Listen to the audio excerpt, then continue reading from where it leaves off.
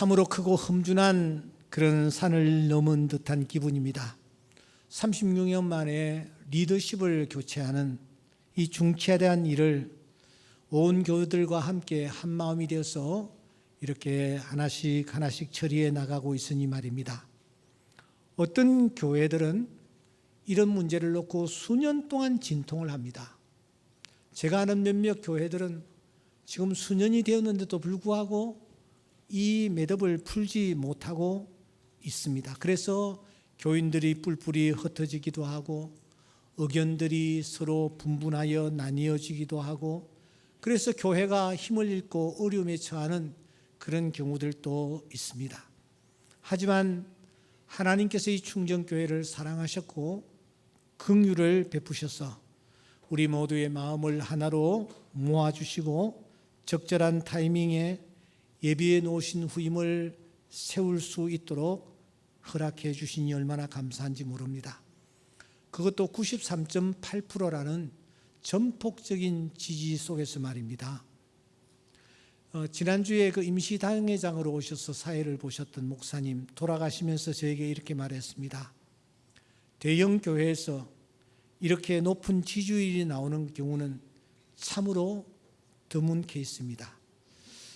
목사님이 그동안 애쓰신 흔적이 고스란히 드러나는 것 같았습니다. 참으로 감사한 일입니다. 그렇습니다. 찬성률이 이렇게 높게 나온 것은 온 교회가 한 마음이 되어 또 한 뜻을 쫓아 나아가고 있기 때문일 것입니다.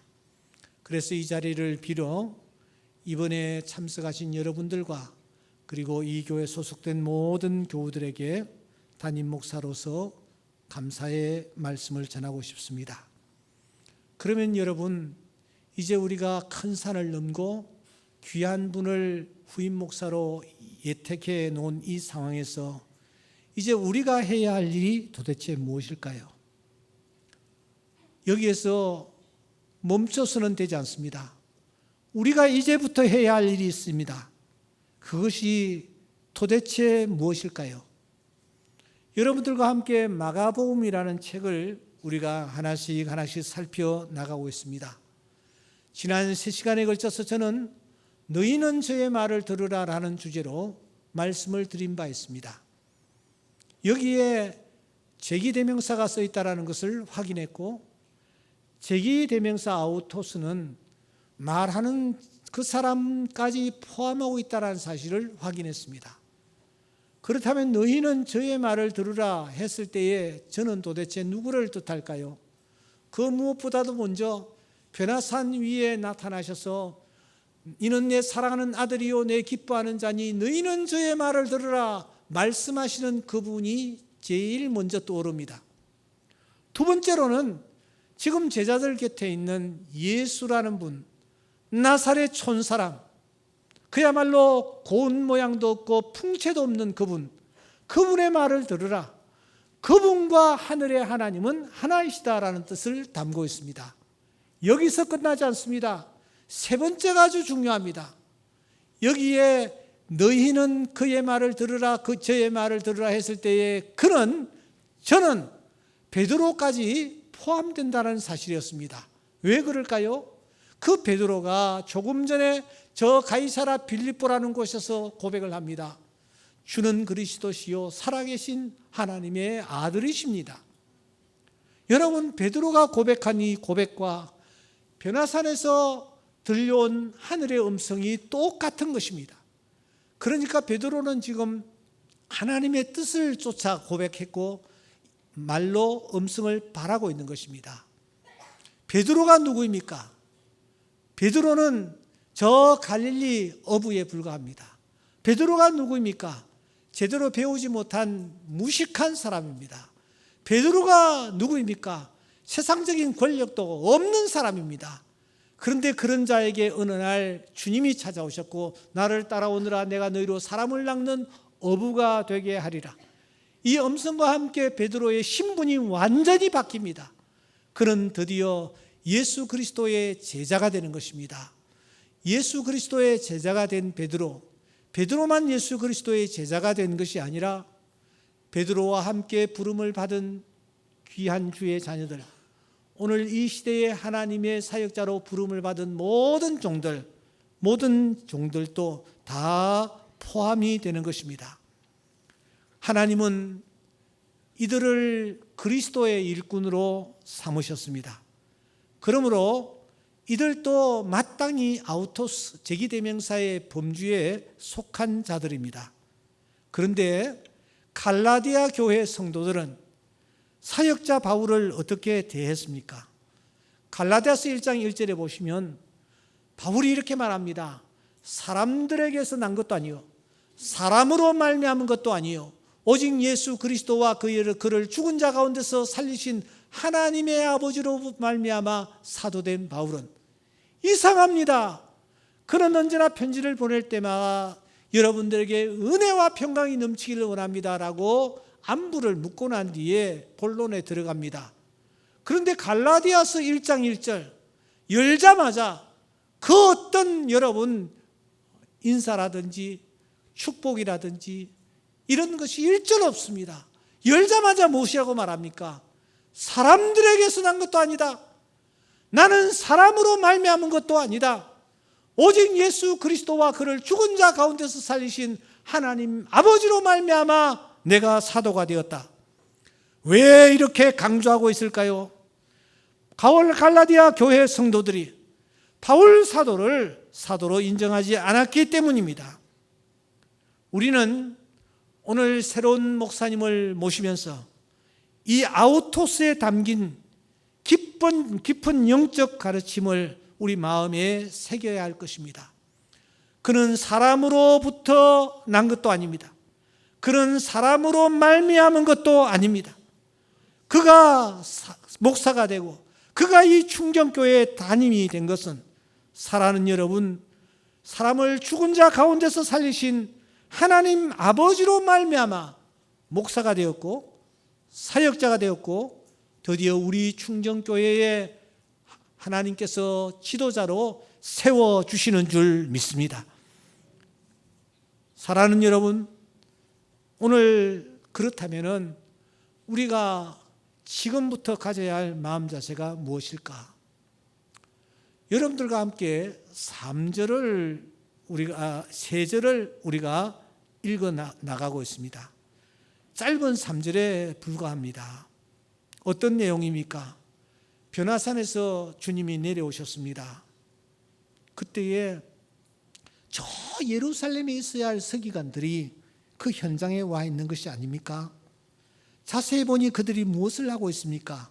14절과 16절에 보면은 변론이라는 단어가 눈에 들어옵니다. 이 단어는 변호하다라는 뜻보다는 오히려 여러분 헐뜯다라는 뜻이 더 강합니다. 악명 높은 서기관들이 변화산 아래까지 쫓아와 지금 남을 헐뜯는 일을 자행하고 있는 것입니다. 마치 그리스 신화에 등장하는 프로크루스테스처럼 이 서기관들과 바리새인들이 지금 사람을 헐뜯는 것입니다. 프로크루스테스는 어떤 존재였습니까? 그는 도둑이었습니다. 도둑인 그가 사람들을 유인해서 와서는 자기 집에 침대를 만들어 놓고 그 침대보다 크면은 큰 부분을 잘라냅니다. 그래서 죽입니다. 침대보다 작으면은 늘어뜨려서 죽입니다. 그런 일을 자행하는 것입니다. 나중에 심리학에서 프로크루스테스의 침대라는 단어가 생겼습니다. 이게 무엇입니까? 자기 생각에 다른 사람을 맞춰서 남의 생각을 뜯어 고치려고 하는 그런 사람, 남에게 해를 끼치면서까지 자기 주장을 굽히지 않는 횡포자를 뜻합니다. 여기 등장하는 서기관과 바리새인들이 바로 그러한 사람들이었습니다. 이때 주님은 저들이 변론하는 현장에 도착하셔서는 어떤 태도를 취하십니까? 여러분 9장 30절은 굉장히 중요한 본문인데 우리 다 같이 한번 읽어보겠습니다. 시작. 그곳을 떠나 갈릴리 가운데로 지날새 예수께서 아무에게도 알리고자 아니하시니. 여러분 그때 그 현장에서 예수님은 두 가지 액션을 취하십니다. 그 첫째는 그곳을 떠나 가셨습니다. 그곳이 어디입니까? 남을 헐뜯고 비판하고 해코지 하는 그런 장소입니다. 그곳이 어디입니까? 남을 뒷담화하는 장소입니다. 그곳을 주님은 떠나셨습니다. 그곳에 들어가서 뭐 선이 어떻고 후가 어떻고 예수님은 그런 태도를 취하지 않으셨습니다. 그 변론하는 장소, 남을 헐뜯는 장소, 그곳을 떠나가셨습니다. 사랑하는 성도 여러분, 여러분들은 지금 어디에 머물고 있습니까? 어디에 관심을 갖고 있습니까? 남을 놓고서는 헐뜯고 뒷담화하는 장소에 머물고 계십니까? 여러분들은 지금 남을 헐뜯고 뒷담화하는 사람과 함께 있습니까? 멀리 하시기 바랍니다. 그 장소를 떠나가시기 바랍니다. 뭐 들을 게 있다고 귀를 쫑긋 하십니까? 뭐 볼 게 있다고 머리를 들으십니까? 그런 것을 들으면, 그런 것을 보면은 여러분, 그것이 여러분들에게 영적으로 유익이 되나요? 시험이 될 뿐입니다. 바울 사도는 디모데후서 2장 2절 23절에서 말합니다. 어리석고 무식한 변론을 버리라. 변론하는 것, 남을 헛듣는 것, 그것은 어리석고 무식한 것이랍니다. 이에서 다툼이 나는 줄 알미라. 이 어리석은 변론은 다툼밖에 일으키는 것이 없습니다. 디모데전서 6장 4절에 보면은 교만한 자는 아무것도 알지 못하는 자요 변론과 언쟁을 좋아하는 자라, 그렇게 말하고 있습니다. 우리가 지금부터 꼭 취해야 할 자세는 누구를 놓고 심는다든지 뒷담화한다든지 비판한다든지 그런 일들이 있는 자리에서는 여러분 과감히 자리를 박차고 일어나 떠나시기를 바랍니다. 주님이 그곳을 떠나셨듯이 말입니다. 또 하나 더 중요한 것이 있습니다. 우리 주님은 자기 자신을 아무에게도 알리고자 아니하셨다라고 본문에 말하고 있습니다. 주님은 이 땅에 자신을 알리러 오셨습니다. 구주임을 드러내려 오셨습니다. 그런데 본문을 보세요. 아무에게도 주님은 알리시려고 하지 않습니다. 왜 예수님이 아무에게도 알리지 아니하셨을까요? 왜 주변의 사람들이 자기 자신을 아는 것에 대해서 예수님은 주저하셨을까요? 그래서 좀 자세하게 살펴보면 우리 예수님은 일찍부터 이런 태도를 취해 오신 것을 우리가 확인할 수가 있습니다. 여러분, 성경을 좀 같이 따라갑시다. 마가복음 5장 43절, 마가복음 5장 43절, 예수님께서 달리다굼하여 아이를 살리십니다. 아이를 살리시고 난 뒤에도 주님은 이렇게 말씀하십니다. 이 일을 아무도 알지 못하게 하라고 경계하셨습니다. 사람을 살린 좋은 일, 칭찬받은 일, 인사받을 일을 하셨습니다. 그런데 주님은 경계하십니다. 아무도 알지 못하게 하라고 말입니다. 넘어가서 7장 24절에 보시면 수로보니게 여인을 만나시기 직전에도 자신을 숨기십니다. 7장 24절, 한 집에 들어가 아무도 모르게 하시려 하나, 아무도 모르게 하시려 하나. 마가복음 8장 30절입니다. 가이사라 빌립보에서도 그렇게 하십니다. 이에 자기의 일을 아무에게도 말하지 말라 경고하시고, 두 맹인을 고치신 후에도 주님은 엄히 경고하십니다. 예수께서 엄히 경고하시되 삼가 아무에게도 알리지 말라. 나사로를 살리신 후에도 마찬가지였습니다. 요한복음 12장 36절 말씀을 보시면 예수께서 이 말씀을 하시고 그들을 떠나가서 숨으시니라고 했습니다. 아니, 도대체 왜 이러셨을까요? 인사받을 일을 하셨습니다. 좋은 일을 하셨습니다. 다른 사람들에게 유익되는 일을 하셨습니다. 그런데 주님은 알리지 말라고, 내가 행한 일을 너희들 알리지 말라고 주님께서 심히 경계하시며 당부하고 계시는 것 아닙니까? 여러분, 그 이유가 무엇일까요? 도대체 왜 주님은 이런 액션을 취하고 계시는 것일까요? 주님은 이 땅에 오셔서 공생애를 시작하셨습니다. 30세부터 시작하셨습니다. 그때 주님은 참으로 열심히 사역을 하셨습니다. 마가복음은 특히 주님의 하루 일정이 얼마나 빽빽했는지, 얼마나 열심히셨는지 자세하게 우리에게 소개하고 있습니다.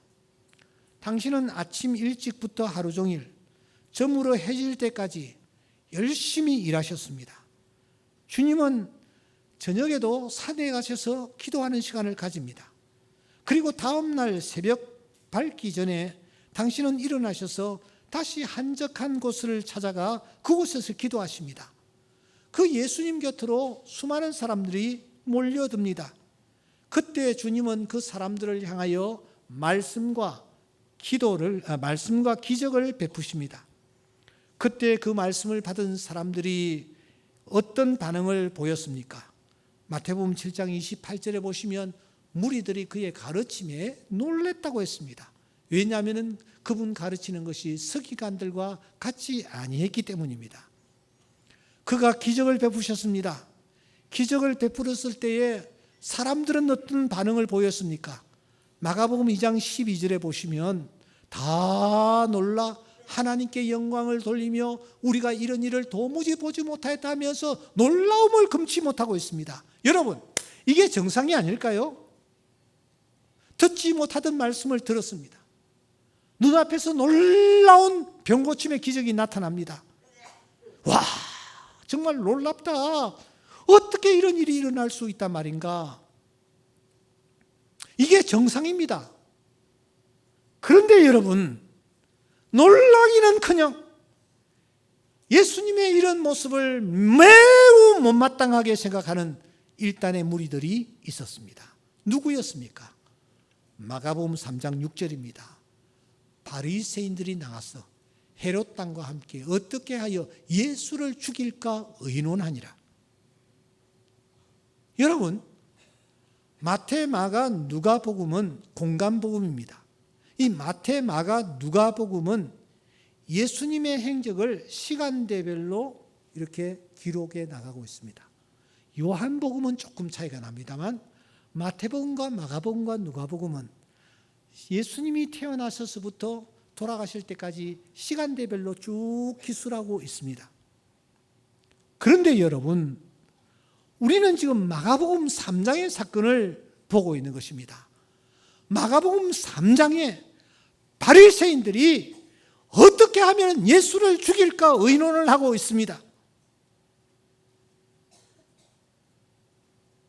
주님이 지금 이제 사역을 시작하시면서 어떻게 하면 이 백성들을 구원할까 고민하시면서 땀을 흘리고 계십니다. 새벽부터 밤늦게까지 구슬땀을 그야말로 흘리십니다.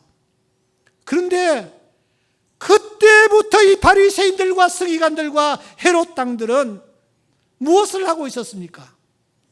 어떻게 하면 이 예수를 죽일까 모의하기 시작하는 것입니다. 죽여버릴 구상을 하고 있었단 말입니다. 그래서 그들은 사사건건 물고 늘어집니다. 마가복음 2장 7절, 주님이 중풍병자를 고쳐주셨을 때 그 문제를 문제 삼습니다. 당신이 어떻게 신성모독죄를 범하고 있느냐 하면서 예수님께 달려드는 것입니다. 예수님이 신성모독죄를 범했다라는 거예요. 먹는 문제를 가지고 시비를 겁니다. 마가복음 2장 16절에 보시면 그들은 말합니다. 어찌하여 세리와 죄인들과 함께 밥을 먹느냐 따지고 듭니다. 2장 18절 왜 금식을 하지 않느냐고 윽박 지릅니다. 바리새인의 제자들, 요한의 제자들 다 금식하는데 왜 당신 제자들은 금식을 하지 않느냐는 겁니다. 그들은 한 걸음 더 나아가 왜 안식일을 똑바로 지키지 않느냐고 보시오하면서 삿대질을 연발합니다. 마가복음 2장 23절 24절에 보시오, 저들이 어찌하여 안식일에 하지 못할 일을 합니까? 안식일 날 어떻게 하지 못할 일을 이 짓을 하고 있습니까? 여러분, 이 사람들이 도대체 지금 뭘 하고 있습니까? 예수를 죽이기 위한 구실을 찾고 있는 것입니다. 죽일 명분을 만들어 예수를 죽이려 하는 것입니다. 중요한 것은 이것이 마가복음 2장 3장 사역 초기였다라는 거예요. 사역 초기에 이들은 예수를 죽이려고 하고 있습니다. 그런데 우리 예수님은 사역을 위해 더 세상에 계셔야만 했습니다. 하실 일이 아직 남아 계셨기 때문입니다. 전해야 할 메시지가 더 있었기 때문입니다. 그런데 예수님을 사역 초기부터 죽이려는 음모가 착착 진행되고 있다는 사실을 우리 주님은 알고 계셨습니다. 31절을 보십시다. 9장 31절에 보시면 주님이 사람들의 손에 넘겨져 죽임을 당하고, 사람들의 손에 넘겨져 죽임을 당하고, 무슨 말입니까? 주님은 원수들이 이렇게 주님을 죽이려고 의논하고 있으며 모의하고 있다는 사실을 알고 계셨습니다. 그런데 주님은 아직 하실 일이 많습니다. 주님은 땅에 더 계셔야만 합니다. 때문에 저들을 가능한 한 자극시키지 않기 위해서 자신을 알리지 않고 드러내시려 하지 아니한 것이 아닐까. 이런 깊은 주님의 의도를 제자들은 전혀 몰랐습니다. 그래서 32절에 이렇게 기록하고 있는 것입니다. 그러나 제자들은 이 말씀을 깨닫지 못하더라. 그렇다면 여러분, 저를 보세요. 예수님께서 더 계셔야 하는데 얼마 동안 더 계시면 될까요? 얼마의 시간이 필요하셨을까요? 성경을 유심히 살펴보시면 예수님은 때라는 단어를 자주 언급하십니다. 요한복음 2장 4절에 보시면 내 때가 아직 이르지 아니하였습니다. 어머니에게 하시는 말씀입니다. 요한복음 7장 8절에 보시면 내 때가 아직 차지 아니했다. 제자들에게 이 말씀을 하시는 것입니다. 주님은 때에 민감하셨고 때를 읽고 계셨습니다. 그러던 주님이 드디어 이렇게 기도하시지 않습니까? 요한복음 17장 1절에 보면 아버지여 때가 이르러 사오니, 이렇게 기도하십니다. 때가 됐다라는 것입니다. 그렇다면 아버지여 때가 이르러 사오니라는 이 기도는 언제쯤 드렸을까요? 그렇습니다. 공생애를 시작하신 지 3년쯤 되었을 때입니다. 그때 주님은 제자들에게 말씀하십니다. 내가 아버지에게서 나와 세상에 왔고 다시 세상을 떠나 아버지께로 가노라. 여러분, 이것은 도대체 무엇을 시사하는 것일까요?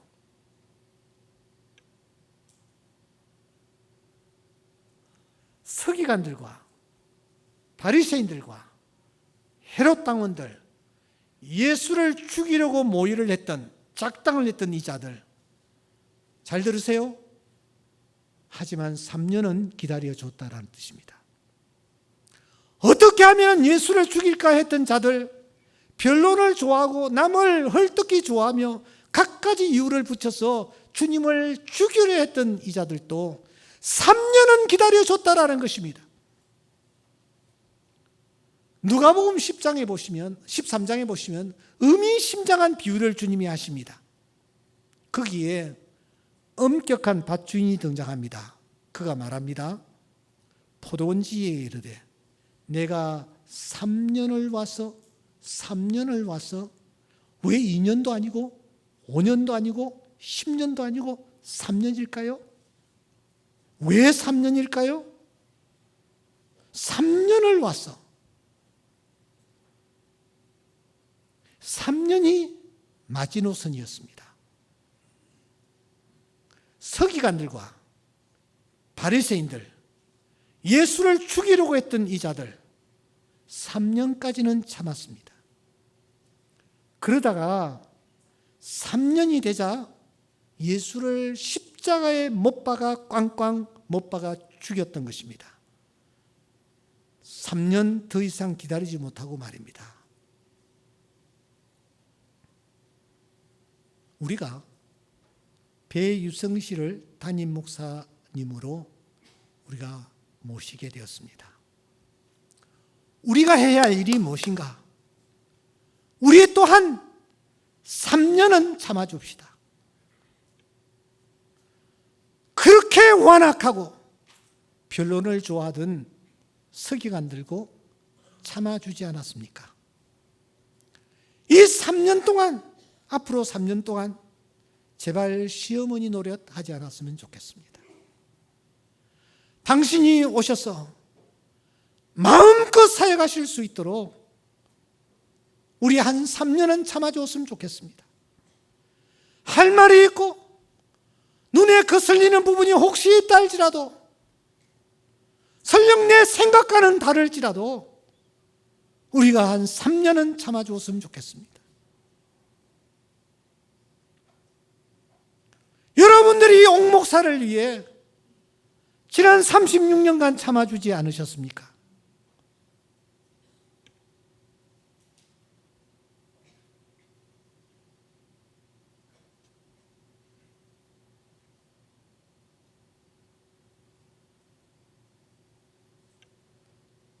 제가 아는 한 배 목사님 흩은 분이 아닙니다.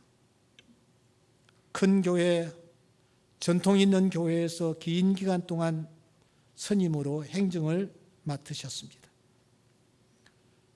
그 교회는 오늘 인터넷 들어가셔서 주보를 한번 확인해 보십시오. 설교라는 말이 없습니다. 예배에 설교라는 말이 없어요. 도대체 무슨 일인가? 다시 들여다보면 설교가 있어야 할 자리에 강론이라는 단어가 있습니다. 그 교회는 강론을 고집하는 교회입니다. 여러분, 설교는 무엇이며 강론은 무엇입니까? 제가 지금 그 두 가지의 차이점을 설명할 시간적 여유가 없습니다. 강론을 고집합니다. 이것을 고집했던 분은 그 교회 한병기 목사님이셨습니다. 총회장을 역임하신 이분이 일본에 유학 갔다 와서 고민을 하기 시작합니다. 과연 목사가 하는 것이 설교냐? 아니면 강론이냐? 그는 강론이라고 우겨댔습니다. 강론. 천주교에 가서 순서지를 받아보면 강론이라고 써져 있습니다. 나쁜 뜻으로 제가 얘기하는 것이 아닙니다.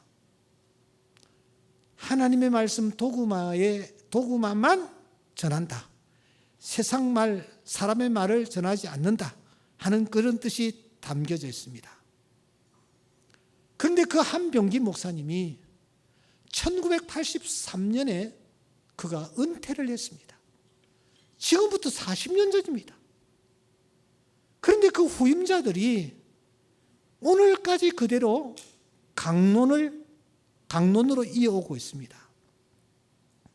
배 목사님은 그런 분위기에서 사역을 해왔습니다. 그러므로 여러분 염려하지 마십시오. 절대로 교회를 산으로 끌고 가지 않을 것입니다. 헌법책을 들이밀면서 헌법에 이렇게 되어 있는데 왜 이러느냐고 여러분 말하실 필요가 없습니다. 제발 취업적인 문제로 힘들게 하지 마시기 바랍니다.